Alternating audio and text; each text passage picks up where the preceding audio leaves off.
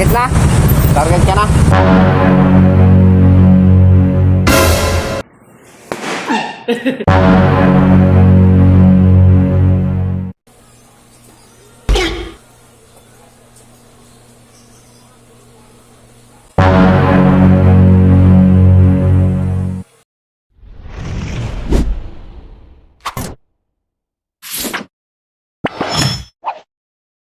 What's up guys? Good morning nga sa inyo, no? At ito nga, papasok na ako sa trabaho, suot ang bago kong ID at naka-uniform tayo dahil meron tayong okasyon today.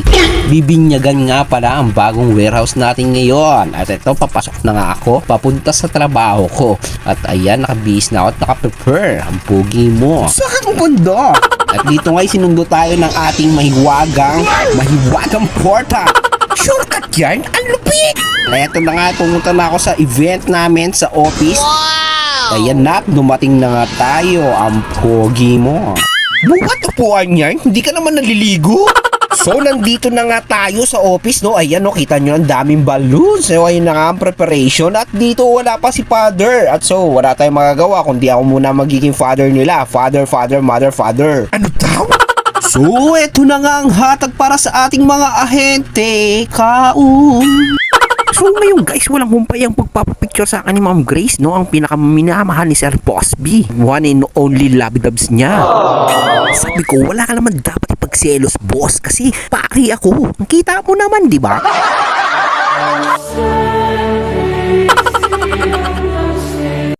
What? What? So ito na nga guys ang tinatawag nilang invisible lechon and transparent kangkong. Ano daw? Meron pa nga siyang kasamang shower, no? Para maimasmasan kayo sa mga kinain nyo. Ay, nakahain na nga yung mga balloons. At dito nga guys, ay busy nga yung boss ko sa pagbubura sa whiteboard, no? Nagkamali siya ng ginamit dahil ang ginamit niya ay permanent pen. Ano ba yan? At dito naman guys, busy ang mga backroom sa pagpapapicture at pagpapaganda. Syempre naman kailangan maganda ka pag nakita ka ng mga big boss at may-ari ng URC. Sige, ipilit nyo te. At eto naman ang kaganapan sa warehouse natin na isa sa mga biblisingan ni Father. Hindi ako si Father talaga ha.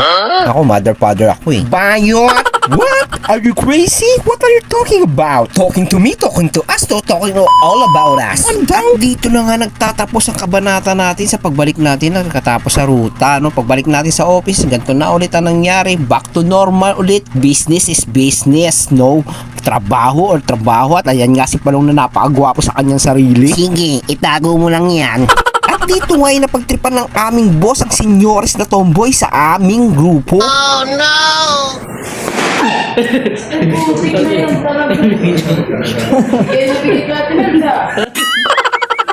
hanggang dito na lang nga mga guys ang ating video. At ito nga pauwi na ako dahil hapon na at oras na lang uwian. So a lesson for today is huwag kayong papalag sa mga tomboy na nakakawan nyo dahil babae pa rin yan at tumitili pa rin yan. Goodbye. Yung pauwi ka na lang at taka nakasulubong mo yung legendary Pokemon IST, legendary ng si Damu.